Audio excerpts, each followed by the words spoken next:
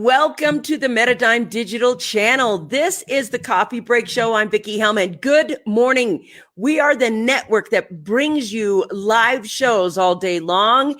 You can tune in and catch up, and we share tips, tools, techniques. We share inspiration, motivation, the latest news. We share everything on this so that, okay, so we just lost YouTube. We lost YouTube right now. Can somebody pull it back up so that you can go ahead and absolutely go live? And this is what live TV does, doesn't it? Live TV right now is it's rolling. We're getting live right here. Thank you. The live TV right now is happening. I see you all onboarding. Listen, if you're new here, welcome. We're the Coffee Break Show. We go live Monday through Friday. And we go ahead and we talk about everything. We have a cup of coffee. We have a cup of Joe. And then we go back. Today's guest is blowing up the screens right now. And we're getting to the point where we're having to manage our screens as we go on. Welcome, everybody. Do me a favor and say hello. Oh, my goodness. Let me just tell you, this is blowing my mind. Look at this. Welcome back. Look at that. Good morning from Australia. It's dark 30 in the morning. What a great surprise to have you on here. Hey, good morning, everybody. Nice to see you here. Listen, the stream on YouTube is taken off. It is rocking. And I want to welcome you all. Hit that subscribe button. Hit that like button. Welcome, everybody. So glad to meet you. Now, today's guest is going to rock your world. We are going to go to the depths of the known. And I want to let you know that I have known Scott for over a decade. He's a really great friend. But more than that, he is one of the most in the know people that you've ever known. And I want to tell you about him from my point of view. Okay, so he's worked in the news field for over 20 years. He's ABC, NBC, affiliates of all of those. He's been on everything, every newsroom for over. Hello. Wow. Thank you for being here. You guys, thank you. Thank you. Hi, everyone. Great to see you on. Wouldn't miss it, she said. Thank you very much. Woohoo. Man, okay, you guys, slow down. I haven't even gotten to introduce him yet. Oh, you're working on it, though. Okay. Hey, Scott and Vickie all the way. Nice to see you all. Thank you. Thank you for being here today. It is going to be a life-changing show. Hello. Oh, my gosh. Thank you so much for being on. Let me introduce the man. Just give me a chance to introduce the man. This thing is going crazy over here, Scott. So, Scott, he is a newsman. He's also a futurist, an economic futurist and a forecaster. He has a background in meteorology, and he has studied and been involved with economics, I think, since he was like maybe in his early teens or something like that. No, it's like over 40 years. Yeah. But his background is as great as mine is, and probably more on the economic front. And today we're going to have a free-form conversation with him because there's so much he can know and do and be and have right now. Hey, nice to see everyone on. This is going to be the day you want to be here because I am going to push the futurist button with him, and we are going to talk about all things that we can talk about. Please help me introduce my wonderful, amazing friend, Scott Stevens, who is now also a partner at Metadime. Thank you for being here, sir. I'm so glad to be here. It's not that early for us, but Australia, I'm a little stunned. It is truly dark 30 there and then some. Yeah, so, thanks for being here with us. It's really great this is one interview. I've been so excited. Oh my God, I can't wait for this day. And it's here, and I'm so excited to have you with us.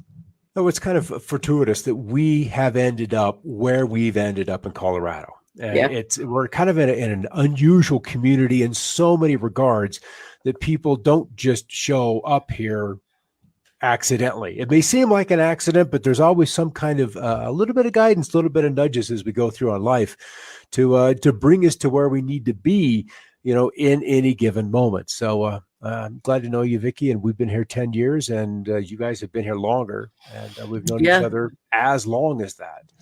Yeah. And you know what's interesting too, because they've also lived in Puerto Rico. They've lived everywhere. I mean, they're really kind of around the world, and we have joined together really to come in and bring this type of new redefined media company together. And he's such a central part of it. And the reason he's a central part of it is because I think, and I believe, and I really want to talk about the State of the Union with you about news and, the fake news and the alternative facts and the things like that. How do people even begin to discern in the news thing what's real, what's not real? How do we even approach at it? What's the state of the union of our media today? Well, it depends on your perspective. Mm-hmm. It's that simple. It's how you are viewing something. And I kind of put myself in a corner at a very young age. Well, maybe not too young, but in the 20s, where you've had a little experience in the field. You begin to realize that any news story that the reporters go out, you're given an assignment and you retrieve some information, you come back, you edit, you write the copy, and then it's on the air. But if you're lucky, you get 90 seconds. How much of a story can be shared in 90 seconds? And that is a generous allotment of time. Since you take out the commercials, you've got news for 9 minutes. You've got weather for 3.5 minutes, 3 minutes and 45 seconds if I'm doing it, because I'm going to take 15 seconds from sports.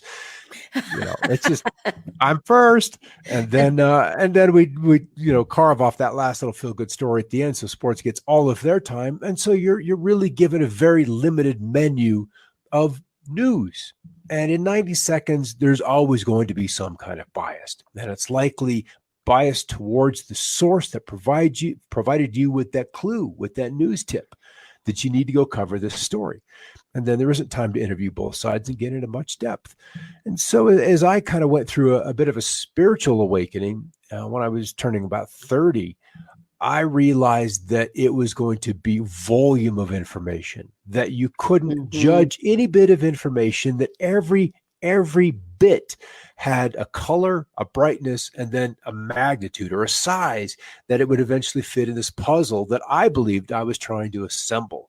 So it was this constant, don't judge it, because you may not just have the awareness yet to see where this bit of very odd, very unusual, can't be truthful information fits into the larger picture.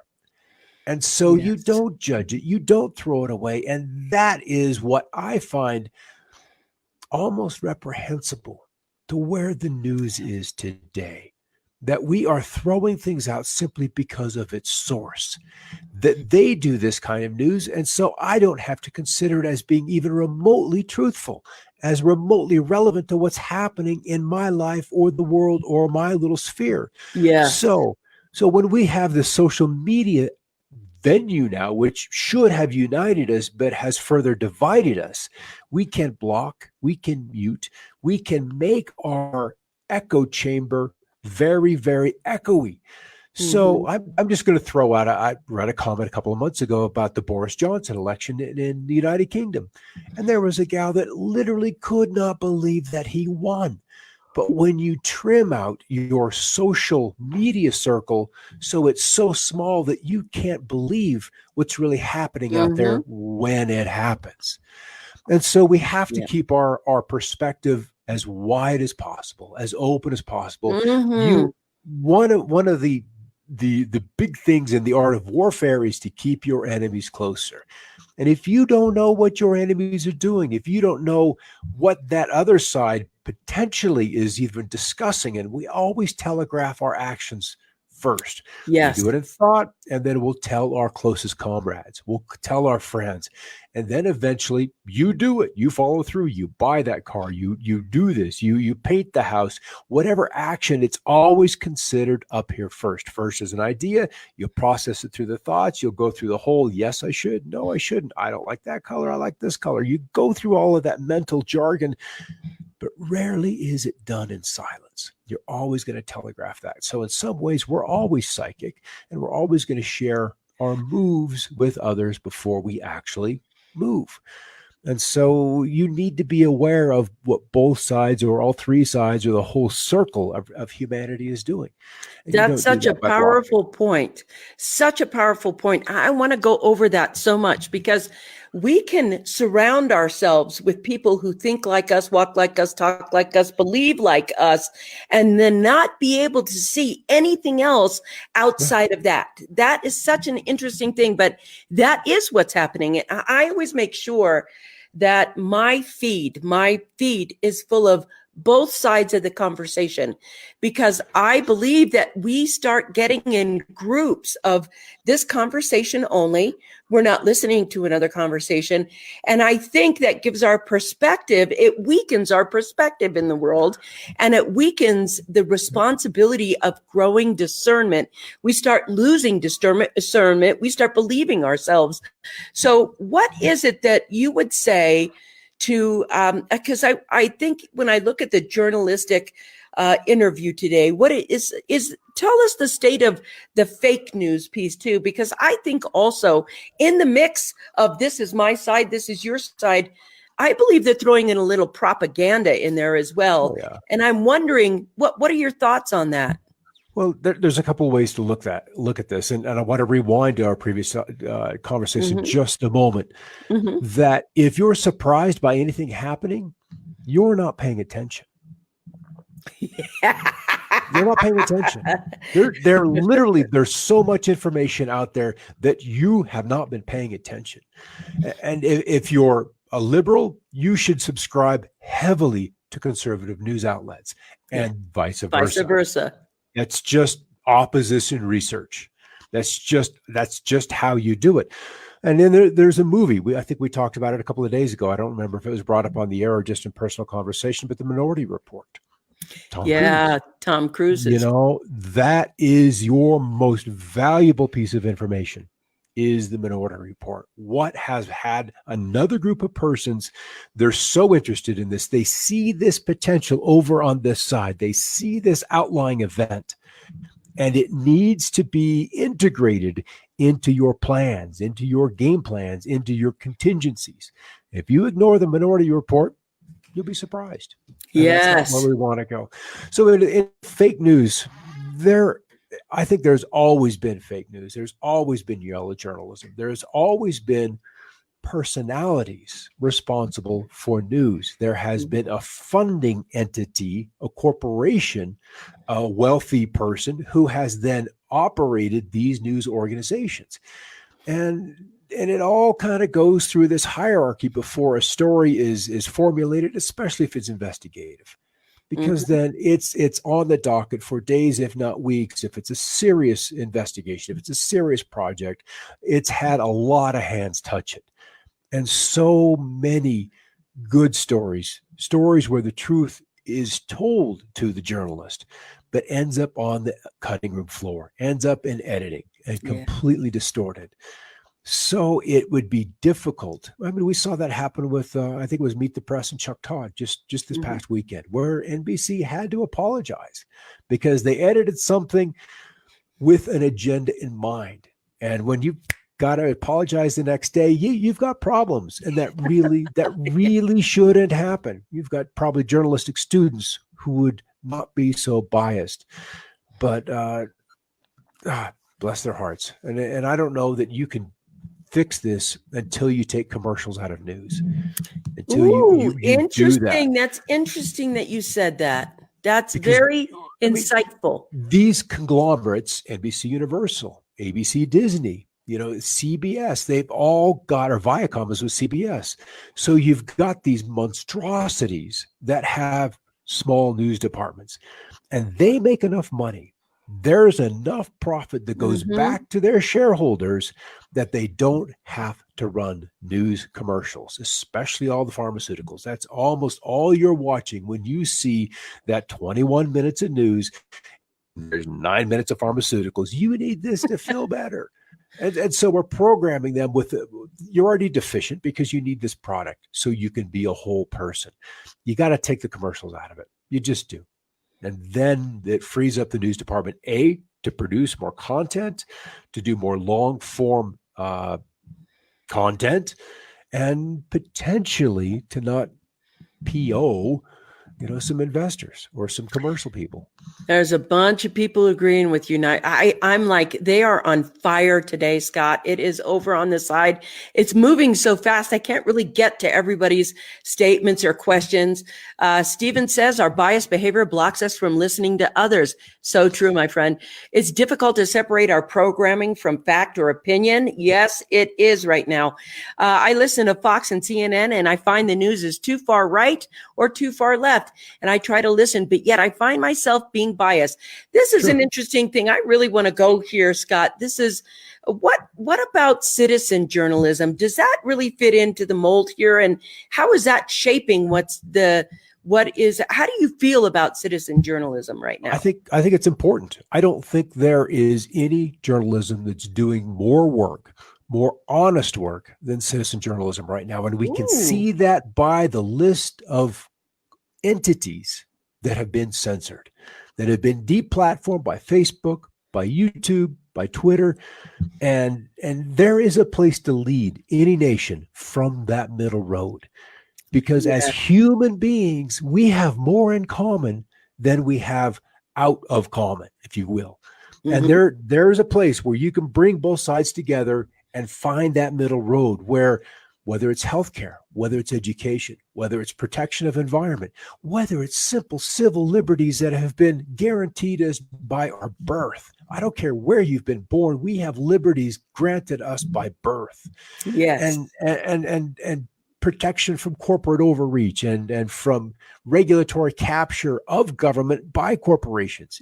When is a corporation a person? That to me is ridiculous. I know that's I think the issue, the biggest issue.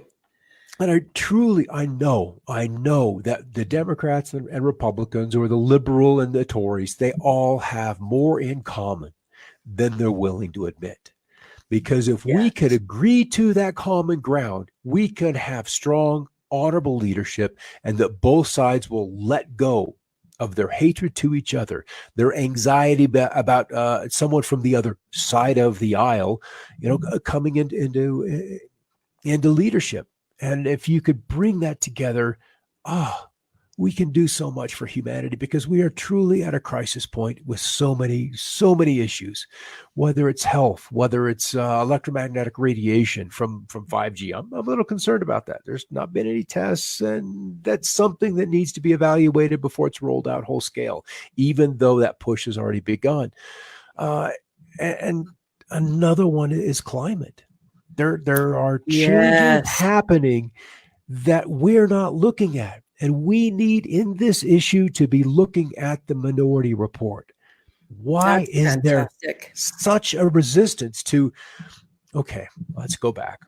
Wait a minute. I want to just jump in here, because this to me is the futurist aspect of you. And I really want to let you have full realm. And I'm like, if you're on here, you should be taking notes and paying attention and throwing your questions in. Scott, let's go down that rabbit hole. Let's go down that rabbit hole. Maybe top 5 things or whatever you want to do for this futurist piece. You talked about climate. You've talked about just, let's start sharing what you see as, let's say the next decade to 2030. For me, it's climate. I mean, that was my background, and I'm a very spiritual person. And I tend to believe that we are given the career, the hobby / interest, the talents. We come in born with these things to use for a purpose, to be a voice where a voice doesn't necessarily exist. So I think I know we have a climate issue, and we've got kids protesting. They're not going to school, but they're afraid of the wrong thing. We've got an issue.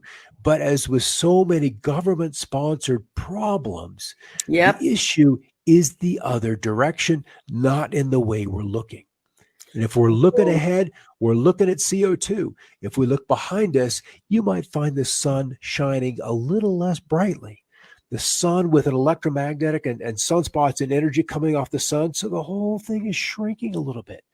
And so we are dealing with an output from the sun that is very, very cyclical. And it's curious to see how peer review in papers, whether it's medical, whether it's meteorology and climatology, whether it's in economics.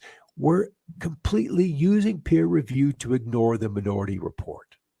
It is the round of applause of peers who think the same way. Here's your paper published, and off you go with your big check in hand because you have towed the party line. And so I know we're seeing events, and that's kind of why I had to jump in and begin doing these weather shows, because we're going to see a continuation of part of the planet warming and other places cooling. We live typically in the mid-latitudes, not in the Arctic and not in the tropics, but it's this mid-latitude where we see the greatest productivity, where humankind lives, our grains, our potatoes, our beans, that which we eat almost every single day. And we are seeing an increased frequency of, yes, drought, of flooding, but of spikes of cold. So you can have locations that see normal temperatures or even above normal temperatures. And that's what the majority reports on is, yes, temperatures are going up. However, we had this crazy killing frost that came 6 weeks early. Just a couple of days ago, or a record late spring snow. And what happens is we see our productivity, our potential productivity, shrinking by these outlying weather events, these crises that we have insurance for, but insurance doesn't put food on the table. That's Can't right. do it. And I think it was Native Americans said, you can't eat money. You're going to wreck the environment. You can't eat money. And so there needs to be priorities. I want to go here, Scott, because I think this is interesting. Climate change seems to be a tax on people, another money grab. How do we have to be taxed, or how much do we have to be taxed to change for climate change to be fixed? Interesting. This is an interesting get, and I see this perspective a lot. And tell me what you think of this, or what your thoughts are on that. It doesn't matter whether we have no money or all the money in the world. It's not going to change the weather. I came into this and kind of stepped out of my box because I saw geoengineering happening. I came to that very profound personal insight changing that I can't forecast the weather because there is geoengineering happening. And that put me in the minority report. All of a sudden, I want to talk about that for a second, because you were a whistleblower. You were the first whistleblower that noticed. And remember back in the 80s, and we used to tease the weatherman because he couldn't figure out the weather. And they were all like, well, he said it was supposed to be this, and there's nothing. There's no rain. That's an interesting whistleblowing piece you're speaking of now. And I want you to say more of that. But I want them to know you were the first whistleblower. First in the media that I am aware of. There may have been others, and I had the other meteorologists and other people that were on the air begin to ping me. This was 2004, 2005, 2006. But I was deep into the, shall we say, rabbit hole of free energy. That if we had free energy, that we would be living in a different world. Yes. We were wrapping up and just completing 9/11, and that was setting the stage for another war in the Middle East. And if we didn't have energy, if we didn't have to rely on this certain place in the Middle East for oil, that our foreign policy as Americans would be different. Our dollar and how it is used as the primary medium of exchange across the planet would be different. We wouldn't be the big dude on the block with the military walking around, swinging it, and so I'm like, this was a problem, and I could see a problem. This was 2000, 2001. And I was looking at free energy and energy from the vacuum, because once you understand that we are in the physical dimension and there are many dimensions layered above this, and each one, I don't want to say infinitely because that implies infinity, and we're not, because there are finite limits between the layers and more energy as you scale up, that we can draw down that power from another dimension into this dimension. And that was the technology I got into from a Lieutenant Colonel Tom Bearden. And he was a nuclear physicist who in the 80s had come out and said, hey, the Russians are doing this. And I'm like, oh, that's curious. And then started showing pictures of clouds. And I was fascinated because the atmosphere is a gas, and it should be free flowing, just like a stream of water. And he was showing pictures of clouds that had shapes shapes that can only be manifest when there's a kind of resonance introduced. And okay. So I bought a digital camera, and all of a sudden the photography in me is framing out the sky. And as soon as you walk like a photographer on a movie set and start framing out the sky, you begin to isolate and highlight and accentuate the odd geometry that's there.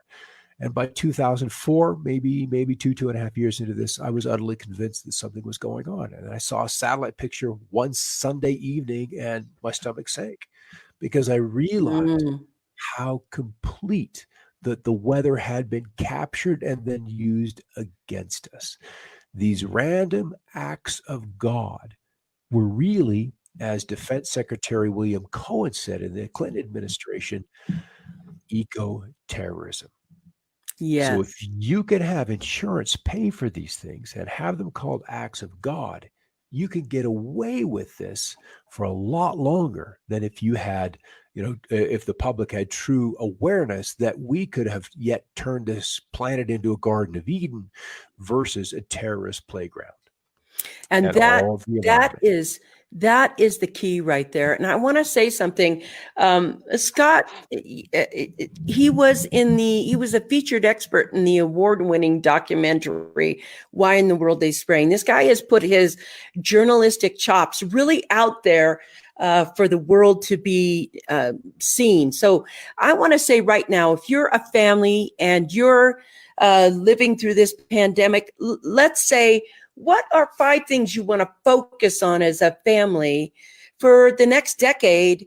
And what do you want to watch for? What are the things that are, I know I'm putting you on the spot as a futurist. I know I'm putting you on the spot right here. And I know that I'm doing it because I have enough love bank with you to do it. But I also want to say, the people are on fire right now. This thing is just blowing up on the side. I don't even know how to keep up with it, but it's still past. Is it okay if we still keep going? Yeah, of course. Good, because thank you. So I want to say it's like right now in the journalistic eye, the futuristic eye, the climate change eye, what is it, the most important 5 things a family needs to concentrate on right now so that it'll help them get to 2030, maybe just having good quality of life. Sure. And I wouldn't suggest anything to anyone that I already haven't done. Great.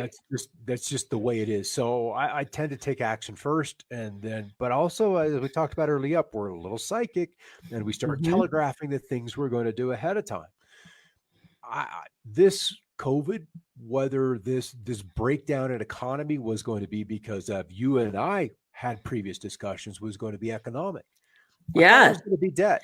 I did too. I thought the debt thing was going to clam. Yep. And now this black swan happened. Yep. And here it is in a flop. So we're not done with this. We want to open up. We want to go to work. I mean, why wouldn't you? Yes. Funds are limited, and we've got to bring in funds as long as we're in this economic system. So my anticipation, and something I have felt inside for a long, long time, is that this economic system, let's just say, I will outlive it. I will be here longer than this system will exist. And most of us probably will too. So how does that break down, and what do we need to do to sustain ourselves, to support our families, to participate in a productive way with our neighborhoods and our cities? So I have been an advocate of digital currency. I believe, and I can see how that it's had 5-10 years to mature, that it can be there to help us as we lose our fiat, our central banks, those entities, those families, those structures that have taken so much from us for so many decades. Yes. They will not have a place in the future. So this is simply getting a life vest, a lifeboat out ahead of time before their bloody Titanic sinks. So you've got to have a medium of exchange, a means of exchange. I was previously gold and silver, and I still think there's a place for it. Me too. However, this pandemic has changed that. with social distancing. They're trying to or will contemplate taking cash away from us. But I think they'll probably take cash away from themselves as the system breaks and it simply becomes paper. Paper. What do you do with paper? You burn it, you use it to wipe, you do something with paper, or you put it all on the wall and you tell your grandkids, you remember when? So digital assets. The other thing is, and we're beginning to see this, is a migration out of the cities. I grew up rural. I grew up, with chickens and a cow, and I hated it at the time, but the wisdom of why I was put there and raised that way now makes complete sense. And so best not complain about childhood because it'll serve you in the coming years. Yeah. So I think living more rural where you can tear up that lovely, to Kentucky bluegrass in the front side yard and put in a garden. You got to have some calories. We're going to need that. I think we're going to see an incredible accelerated pace of de-globalization. We're going to de-link from China. And I think at least we have a little bit of a head start with a couple of years before this pandemic roared onto the scene, and we realizing the silliness of sourcing apples from 7,000 miles away when they're grown in Washington and in Wisconsin. And across them. I mean, it's literally just, what the heck were we thinking? It's just ridiculous. But it was nothing more than a consolidation of power, an owning of the supply chains that goes back to those corporations that have issued the money, want to control what we eat, want to control the land. And so that's going to happen, is the de-globalization. The other thing that is so important is education. Yes. Education. There I saw a study just last week how the institution of Common Core has gutted the future of a whole K through 12 class of kids, because this was like 2002 when it came on the scene, and so we're 18 years into this, and it's sad. I look at what these kids are taught, and I was good at arithmetic. You get to calculus, and that was a whole other beast. But we at least got what feels like, it seems to me, was a better education. So I would like to see the Department of Education just almost axed. Send it back to the states. Let 50 examples work out and demonstrate what's best. We decentralize education. We need to decentralize the system. Give the power back to the local school boards. Give the power back so that they can teach and show and demonstrate what's best for the coming generations. I think that's terribly important. I think the fourth thing. Oh, go ahead. Go ahead. Fourth, I want to make sure you see this question right here, because what's the likelihood of witnessing the death of big institutions and the emergence of small business as the dominant economic system? Now, that's going to be an interesting question. Inevitable. It's inevitable. It's inevitable. It's already begun. We need to deal with the big regulatory structures, the EPA, the FDA, sometimes the Department of Commerce, some of these structures that are put in place to keep the small and mid-sized business from impacting those corporate giants which own Congress. They own the lobbies. They're too small to afford to have their say in the mix in Washington. So if we break the banks, when we break the banks, and a part of me just wants to cheer on, here, another $3 trillion for this, another $2 trillion for that, load the system down so it eventually breaks, because that's what they're doing. If they want to guarantee every person, every household, $2,000, $4,000, $6,000 a month, all we're doing, the fuse is lit. All we're doing is taking that fuse. It only has so much time, but we're lighting it closer to the bomb. That's what all of this free money does, because one day it will go and the explosion will be spectacular. There will be debris all around, and that's where the small businesses, those who have an asset, can then begin to hire, to begin to sustain and support and micro manufacturing, micro distribution, micro farming. That's what it's going to go back to. That's what's healthy. That's what's healthy. The other fourth thing before we hit that. Yeah, thank you. I was going to go back and go, here's the thing. Fourth thing, go back. And the fifth thing as well. What do we do with 25 million? And that's just here in Canada. Students who have educations that are not necessarily going to have a place in the future. Yes. What do we do? And I see environmental cleanup. I think that's going to be probably a 2-generation project. They are so inspired. They want to act. They want to contribute. And if before oil fails, I would love to see a 10% tax on every single barrel. Every single barrel, a tariff, boom, right there, and it goes into an environmental remediation fund so that we've got assets to come back in and undo the fracking, to repair the water, to pull these things and seal the wells, because you look at Google Earth and you look at West Texas, Eastern New Mexico, Western Kansas, Eastern Colorado, so much of Wyoming, and it's wrecked. It's utterly wrecked. And this is something that's going to take a huge amount of energy to begin to repair. We can do it, but we're going to have to decide that that's more important than whatever has our attention now. And this is so important what he's saying. What's it? The fifth thing, I'm looking at income, food supply, education, energy. What's the fifth future thing? Yes. Who are we? Yes. Ooh, my hair stood up when you said it. What are we as a people? What are we as individual beings? Who are we? We're not even, it makes you want to cry, because if you knew your potential as a human being, as a spiritual being with a history on this planet that goes back so far, and if you knew what your inheritance is, that so many things that have your attention now just would be like Tinker Toys. I see that. I played there, No. I'm bigger than that. I'm better than that. I am majestic. We are majestic beings with a potential that has been hammered back into the sand by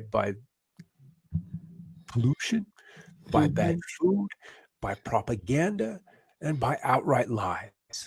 If we knew what the Smithsonian, the National Geographic Society, all of those have discovered just about our archaeological heritage, but then there's what's going on up in space. What's going on up there? This creation is so large that we mentally cannot grasp its greatness. And for us to even consider for a moment that we are it, that we are the sum total of what's out there, is just ridiculous. So that's the other thing that we can have massive discussions about. And there's so many aspects to it is who are we? What are we here for? Individually, what can we accomplish? What can we accomplish as families, as communities? And then as a people? I mean, there are monuments on this planet that have lasted tens of thousands of years. What inspired them to build these things? What message were they leaving? And I promise you, it wasn't slave labor that built these things. These were inspired projects meant to leave a message through time. Yes. So even that's that Mayan calendar and that Mayan prophecies and everything else that was left to us there, all of that architecture in Mexico. And when we come out of right and left, blue and red discussions, we can begin to engage each other and our future with a menu of topics and an excitement for the future that we have not experienced since maybe JFK. It's been a long, long time that we've been in the wilderness. And I think those days, and part of me wants to thank this COVID experience for kind of bringing us back to home, showing us what's important, that we can live a different way, that we can have different outcomes rather than that which is just you go to the grocery store and you're going to eat this or that. Maybe that over there if you're kind of brave, but it's in a whole nother food section. No, we're more than that. And I'm excited to know that we're on the verge of that awakening. And it isn't just in the States, although there's always one torchbearer. There's always one light that's a little bit brighter. And I think that was the beauty of this country and its potential. Yes. And we have turned. I still think we're that. I still I think know that's a possibility. I know we are. And Mhm. there was a time 10, 20 years ago where the flag kind of gave me the cringes. It triggered me because it was used in ways that I felt were just not healthy, that were not moral. But it can be turned around. Everything can be turned around. That's right. And that's the potential right now. We Yep. can turn this ship around. Stephen, too many don't really care who they are. We don't teach you how to discover your true potential and find your soul or become your soul, because that's actually who you are. I know who I am at almost 80.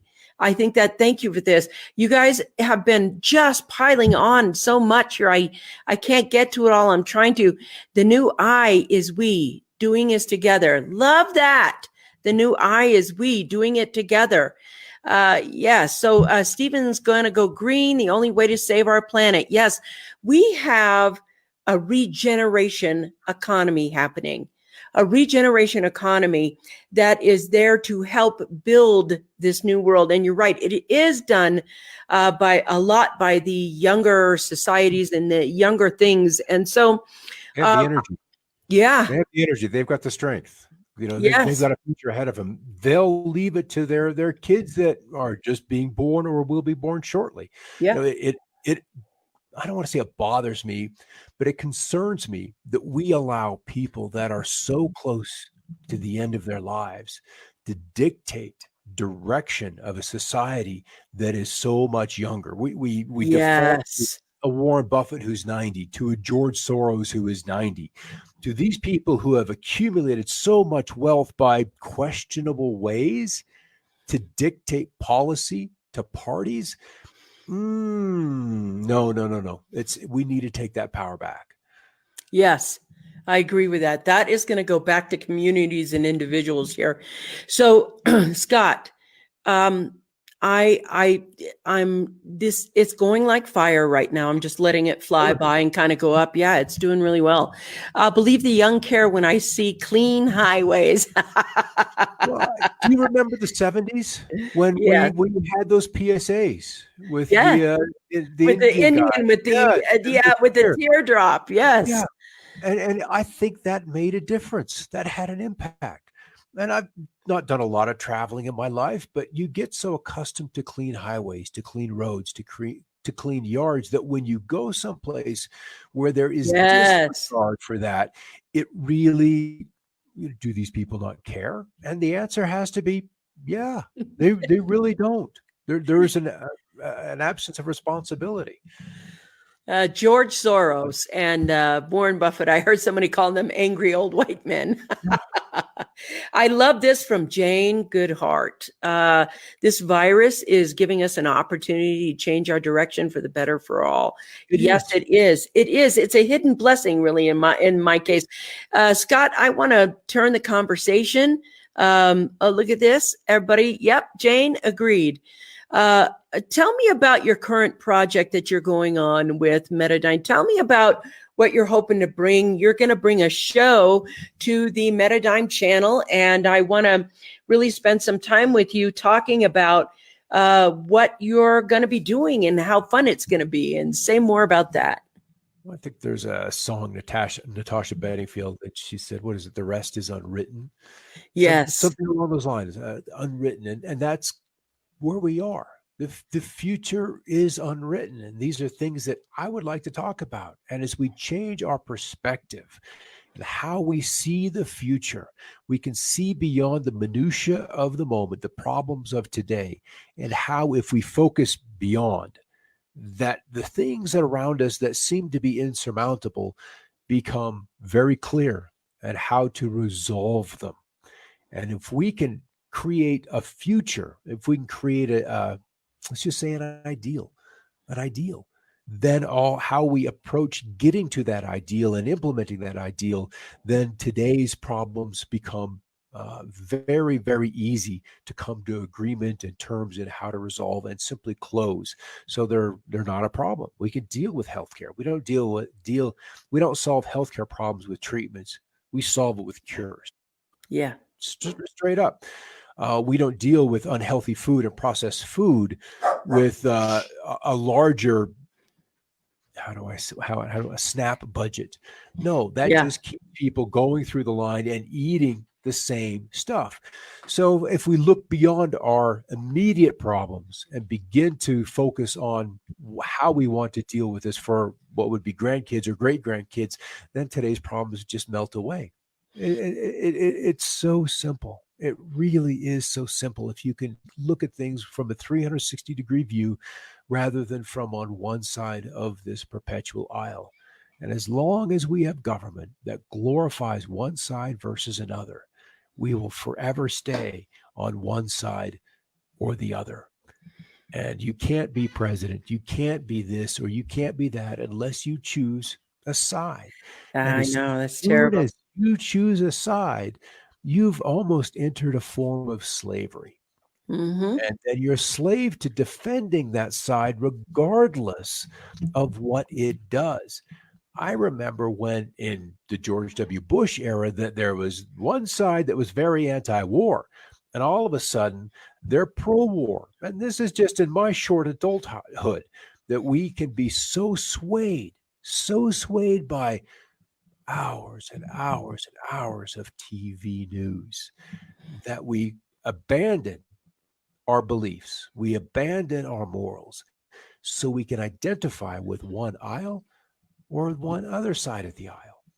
You know, what do you do? Are we not better than that? Can we not see a larger picture than that? Apparently not. But I know we can. I know we can.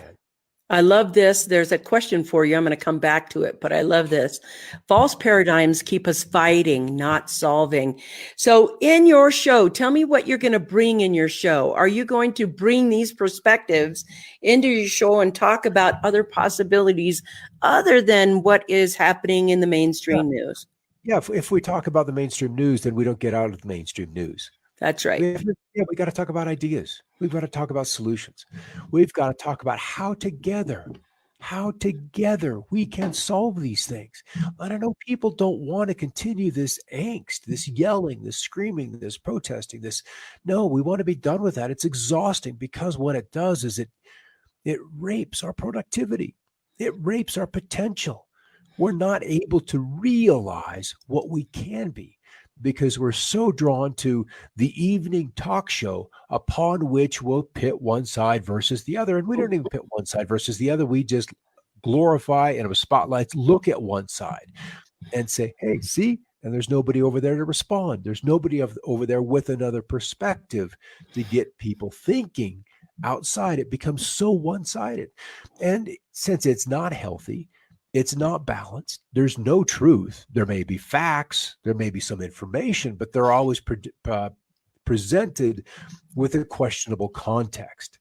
And if you don't have the context, then what good is a fact? What good is the number 2 with a plus symbol? And then maybe there's another number 2 over there on the other side. And all we see is this, and that. We don't ever realize that there's a 4 involved.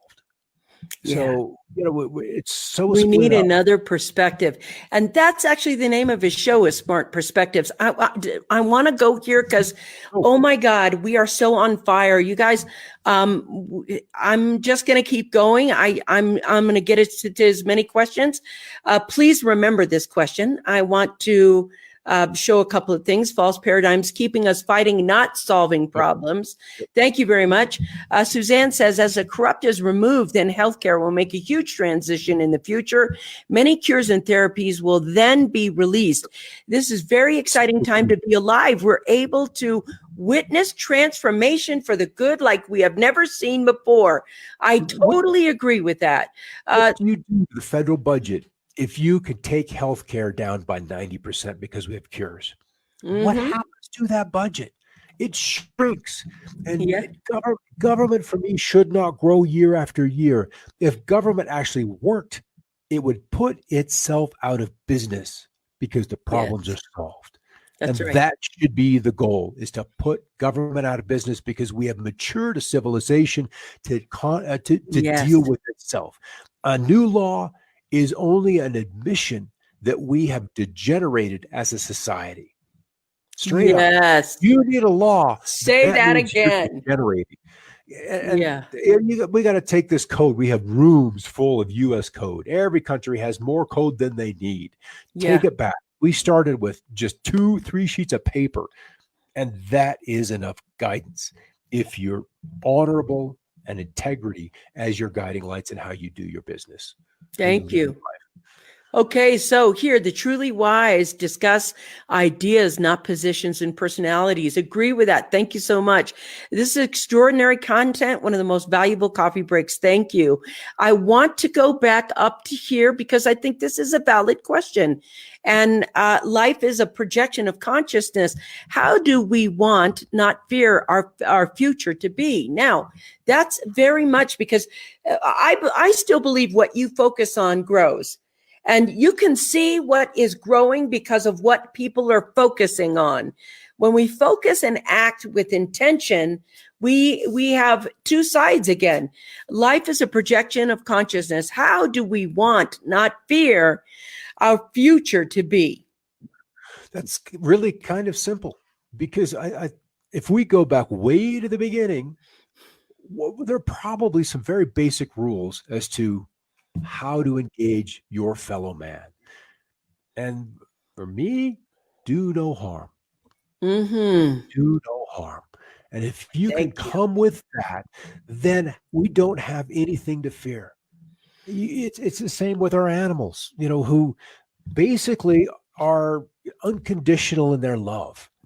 That's how they are. And if we're not fear fed with our food, with the news, with families and parenting that's kind of questionable, it's going to take a little bit of a change, but we can get to that point. But we just need to, as you mentioned early on, how do we change our focus and let that expand, which we want to glorify, which would be do no harm, love one another. Most of us have been raised in one religion or another, and that is a very, very basic commandment. Love one another. Yeah. So I'm going to switch gears right now, everybody, because we're getting to the top of the hour, and I'm actually keeping him on here. So you guys are flying. It just is amazing. Thank you, everybody, for everything you're putting out here. This is so important to do and know. But here's the thing. Scott is now going to be going live every single day on our channel to share the weather. And he's a meteorologist and one of the best in my book in the world. So much experience with this, but not because it was a career. It was because it was a little boy passion. And his whole career right now has been built on being a whistleblower over some things in the weather. And so what I want to say is Scott's going to go live 5 days a week and do something called Scott's Weather. And if you have not been on that show, you are going to be on that. What time do you go live? 7 p.m.? 7 Mountain. 7 p.m. Mountain. So 8 or 9 at night on the East Coast and 6 on the West Coast. So the internet never forgets. Yes. So Hashtag replay. And then also we're going to be doing a show. He's going to be going live doing Smart Perspectives. Now, Smart Perspectives for you that have been enjoying and just absolutely rabid with the conversation today. This is the show to watch. This is where the futurist and the journalist meet. This is the one place that online you are going to get a perspective that is both sides. I'm looking at this. Please put a link in his channel. Well, the channel is right here. It's the Metadime Network channel. You are on that channel right now. So at 7 p.m. when you come back to this page right here, that show will be on. And when are we dropping the first show? Tell me what your show schedule is right now for the Metadime channel. Well, I think we're trying to fit it in between what already exists, so we have some content spread out over some days. Mm-hmm. So Wednesday. It's Wednesday. You're going. Wednesday? Is it Wednesday? And I thought you were going to go live 2 days a week with Yeah. Smart Persuasion. One or two? Let's do One? two. Let's do Two. two.